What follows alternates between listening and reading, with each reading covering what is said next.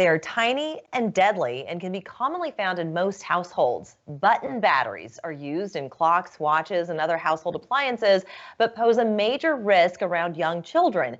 Joining us with a renewed warning is Dr. William Carroll, ear, nose, and throat specialist, and Dr. Lucas McDuffie, general pediatric and thoracic surgeon at MUSC Children's Health Hospital. I want to thank you both for joining us today. Leyla, thanks for having us. So, Dr. McDuffie, let's start with you. We've heard this warning before, but these batteries, they are still finding their ways into children's mouths, and the damage can be irreparable. Tell us about those dangers. Anytime we suspect that a child has ingested a button battery, we treat it with the utmost urgency. And the reason is that in a short amount of time, these batteries can erode through the esophagus. They tend to get lodged in the throat. And when that happens, it's hard to know that it's happened because children can't tell you that they've done this necessarily. Often these are children that aren't old enough to speak.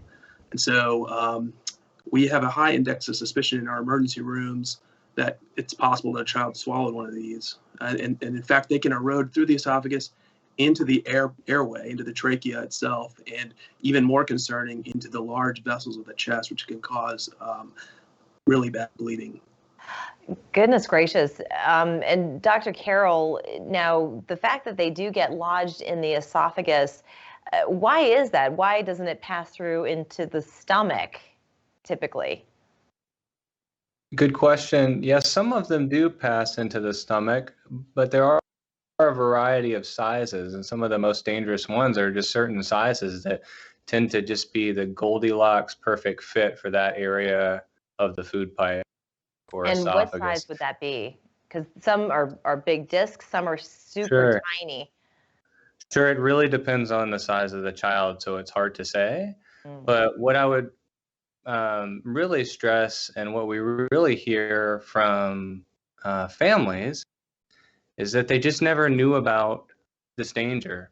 And so, with many folks staying home more during the pandemic, lots of use of electronics, this has actually become even more of a problem in recent times, even some reports being 3 times more likely in recent months in the past year or so. And children, they get their hands on just about everything, especially those curious toddlers or ones that are still starting to walk and find things and putting everything and anything into their mouths. So you come across something like this, or you can flip open a remote control or something like that, and they'll stick it in their mouth.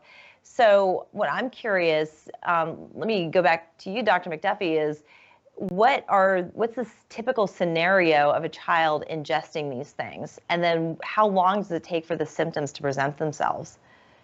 The symptoms kind of are all over the map because a child can't necessarily tell you, but typically what you'll see is inability sometimes to swallow food, and this may develop over time. The child may be able to swallow liquids without any problems. But what we see a lot in children that can't tell you that they swallowed something is coughing and fevers. Okay. And Dr. Carroll, how long does it take for these symptoms to usually present themselves? The symptoms can be pretty quick and sometimes subtle, but worsening over minutes to hours. The unfortunate part is that the damage can be done so quickly. And damage to the upper throat and the food pipe or esophagus can really be in a matter of minutes to hours, which is why, as Dr. McDuffie said, these are really true medical and surgical emergencies that everyone here has a very high index of suspicion for. Right. And Mr. McDuffie, there is one household food item that one should always keep in the pantry. And why is that? What is it and why? Well, interestingly, when a child ingests honey, if a button battery ingestion is suspected, if the child eats some honey, that will coat the battery and neutralize the charges. And we think that decreases injury quickly if care to the next facility is transferred, or is delayed, excuse me. I see. And Dr. Carroll, once the parent notices or the caretaker notices that something has been lodged in their throat and it starts to cause some damage, what is the treatment? What should they do? If they suspect the button battery ingestion, that the child has swallowed it, honey, a spoonful of honey is one thing that you can do while getting to the hospital as soon as possible. And then what happens once you get to the hospital?